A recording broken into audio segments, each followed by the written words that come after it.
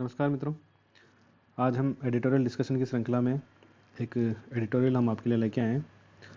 ये काफ़ी ज्वलंत मुद्दा है वर्तमान में कि मतदान सुधार के लिए एक रिमोट वोटिंग सिस्टम का इजाद किया है निर्वाचन विभाग द्वारा, ईसीआई द्वारा इजाद करने का विचार किया गया है। एक्चुअली अभी तक ये इम्प्लीमेंटेशन में नहीं है, एक विचार है। तो हम इसकी शुरुआत करते हैं, ज़्यादा समय नहीं लेंगे। देखो, रिमोट वोटिंग सिस्टम एक वोटिंग सिस्टम का ही एक तरीका है कि हम किस प्रकार से अपने जो मतदान प्रतिशत है उन्हें बढ़ाए, उसके लिए एक तरीका है ये। सबसे पहले हम देखें तो रिमोट इलेक्ट्रॉनिक वोटिंग मशीन, जो इस सिस्टम के लिए एक जो इजाद की गई है वो चीज़ है रिमोट इलेक्ट्रॉनिक वोटिंग मशीन। इसका पूरा नाम ये है। तो इसके अंदर सबसे पहले हम देखें कि पहले ईवीएम थी, अब ये REVM की बात कर रहे हैं। ईवीएम तो देखो, मैंने डिटेल्स में ईवीएम की डिटेल्स के लिए मैंने एक PDF आपको शेयर कर दी है चैनल पे, टेलीग्राम पे। वहाँ पर आपको ईवीएम का पूरा हिस्ट्री उसकी मिल जाएगी, कब कैसे क्या यूज़ किया। मोटी मोटी बात, जैसे 1982 में फर्स्ट टाइम इसको यूज़ किया गया था केरला के किसी एक कॉन्स्टिट्यूशन के लिए।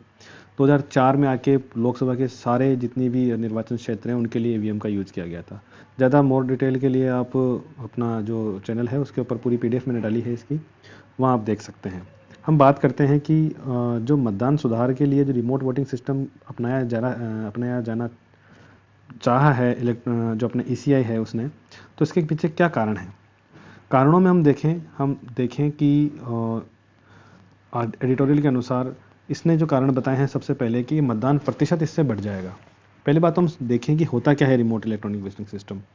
इसमें यह रखा गया है कि कोई भी व्यक्ति किसी दूरस्थ क्षेत्र पर प्रवास के तौर पर, किसी नौकरी की वजह से या किसी अन्य वजह से बाहर रह रहा है, तो वह अपने ही क्षेत्र के अंदर जहां वह रह रहा है वहीं से ही मशीन के थ्रू ही, ईवीएम के थ्रू ही अपने निर्वाचन क्षेत्र के लिए वोटिंग कर सकता है।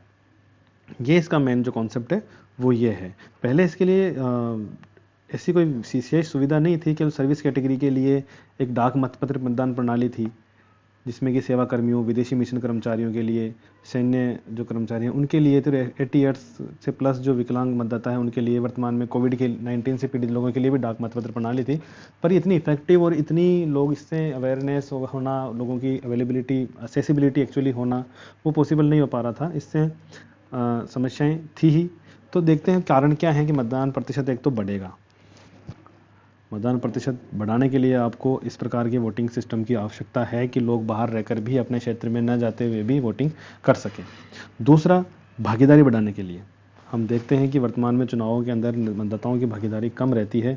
लगभग हम देखें तो हम एक आंकड़ा देख सकते हैं कि 67.4% मतदान हुआ है आम चुनाव 2019 के अंदर। लोकसभा में देखें हम तो 67.4% है। मतलब अभी भी कुछ लोग ऐसे लोग हैं जो भी वोटिंग नहीं कर रहे हैं, और ये लोगों की संख्या देखें तो 30 करोड़ से लगभग ये अधिक निर्वाचक मतदान करने के लिए अपने अधिकार से वंचित रहे हैं। तो कुछ ना कुछ इसमें कारण है। उनमें हम देखें तो ऐसे लोग हैं, करीब 45.4 करोड़ लोग, जो 37% जनसंख्या का प्रतिनिधित्व करते हैं, वो प्रवासी हैं। इस वजह से वो कभी वोटिंग नहीं कर पाते हैं। वो ना अपने इतना, वो आर्थिक तौर से देखा जाए या सामाजिक तौर से देखा जाए, वो अपने क्षेत्र में जाकर मतदान करने की इच्छुक होते ही नहीं हैं। सुविधाएं तो है कि अपने क्षेत्र में जहाँ वो रह रहे हैं काफ़ी लंबे समय से, तो वहाँ पर अपना नाम वहाँ से हटवा कर जहाँ रह रहे हैं वहाँ नाम जुड़वा सकते हैं, लेकिन इतनी माताफोड़ी या इस तरह की कोई चीज़ें करना लोग चाहते ही नहीं है। वो इस विकल्प को चुनना ही नहीं चाहते। इसलिए जो अपना ECI है वो इस तकनीक के युग के अंदर एक नई चीज़ लेके आया है। तो हमें भी इस चीज़ के बारे में जानकारी होनी ही चाहिए। इसमें एडिटोरियल में आप देखेंगे तो इसके अंदर हम देखते हैं कि इसमें कुछ कारण और बताए हैं, जैसे प्रवास क्षेत्र के मुद्दों से सामाजिक और भावनात्मक रूप से पर्याप्त जुड़ाव न होना, अपने गृह और मूल निर्वाचन क्षेत्रों की निर्वाचक नामावली से नाम कटवाने की अनिच्छुकता, तो इस तरह से पंजीकृत नहीं करवाते नए स्थान के ऊपर वो। तो ये कारण हैं जिनकी वजह से ये मतदान प्रतिशत कम रहता था, और हमारे लिए एक मजबूत कारण है, बन गया है ये इस तरह के सुधार करने का। अब देखते हैं हम कि जो रिमोट वोटिंग मशीन है उसकी क्या विशेषताएं हैं। विशेषताएं इस प्रकार से हैं कि एक तो ये 72 क्षेत्रों को कवर कर सकती है एक मशीन।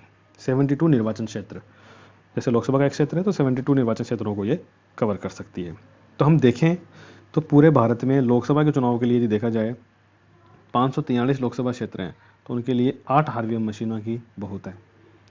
तो स्मॉल साइज़ के अंदर हो गया एक तरीके से, कॉम्पैक्ट हो गया तरीके से, तो हम देखें तो किसी भी बूथ के ऊपर भी यदि इसको लगाया जाता है तो वहाँ पर एक नज़दीकी बूथ पे या जहाँ से लोग असेसिबल हो ऐसे बूथ पे लगाया जाता है, तो वहाँ पर लोग आकर, जहाँ प्रवासी ज़्यादा रहते हैं, तो वहाँ पर ये एक सफलतम उपयोग हो सकता है। इसमें कुछ नहीं करना, केवल जिस मतदाता को ये उपयोग करना है इस सुविधा का, वो एक लिखित आवेदन करेगा अथॉरिटी को, इलेक्शन अथॉरिटी को, और वहाँ पर केवल जिस उसको अलाउ करने के बाद में वो अपने निर्वाचन क्षेत्र को और इपिक नंबर को फीड करके अपनी वोटिंग वहाँ पर कर सकता है।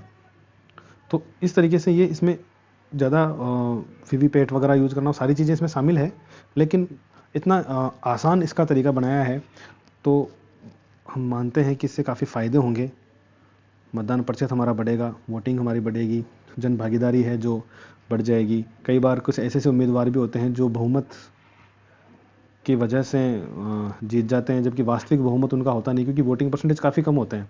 उनको मात्र उस क्षेत्र के अंदर वोटिंग होती है 40%, और 40% में उनको प्राप्त होते हैं मात्र 25% या 20%, इस तरह से उनकी वोटिंग मिलती है केवल 100% में से। तो वास्तव में लोकतंत्र के लिए भी ये ज़रूरी है कि पूरे वोट्स, सारे जो जितने वोट्स हैं, जितने मतदाता हैं, उन सभी को इसका उनकी भागीदारी इसमें सुनिश्चित हो, तो उसके लिए ज़रूरी है। तो लोकतंत्र के स्वरूप को बचाने के लिए, लोकतंत्र के स्वरूप को बनाए रखने के लिए भी इस प्रकार के जो मतदान सुधार किए जाने हैं, उनकी आवश्यकता है।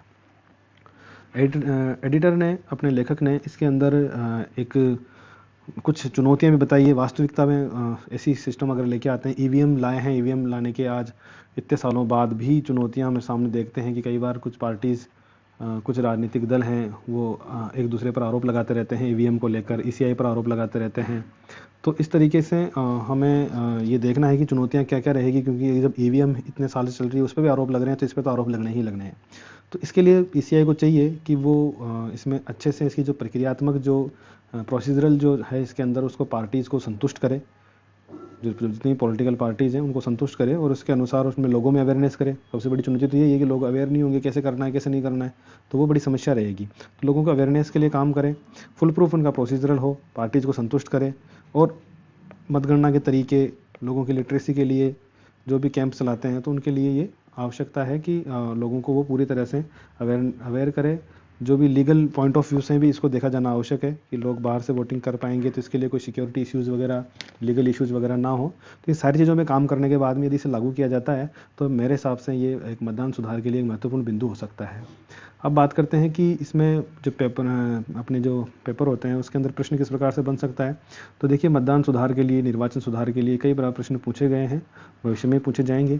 तो आप एक महत्वपूर्ण बिंदु आपके लिए कि ये हो गया है कि इस तरह की मशीन्स का यूज़ करके, इस तरह की पद्धति का यूज़ करके मतदान सुधार के लिए मतदान जो प्रतिशत है उसको बढ़ाया जा सकता है, और लोगों को मौका दिया जा सकता है, भागीदारी बढ़ाई जा सकती है निर्वाचन के अंदर, लोकतंत्र के अंदर। तो इस प्रकार से ये जो कंटेंट है, इस कंटेंट को आप अपने क्वेश्चंस के अंदर यूज कर सकते हैं। धन्यवाद मित्रों। बाकी और अच्छे आर्टिकल्स मिलते हैं तो मैं और उनको डिस्कशन करेंगे। ये छोटा क्वेश्चन भी पूछा जा सकता है, बड़ा भी पूछा जा सकता है। इंटरव्यूज़ के लिए भी आजकल पूछा जा सकता है कि क्या रिमोट वोटिंग सिस्टम है, क्या समझते हो, रिमोट से वोटिंग करनी है, क्या है। रिमोट का मतलब है दूरस्थ क्षेत्र है, रिमोट का मतलब सीधा सा मतलब है यहाँ पे दूरस्थ क्षेत्रों से भी लोग वोटिंग कर सकते हैं। धन्यवाद। ओके।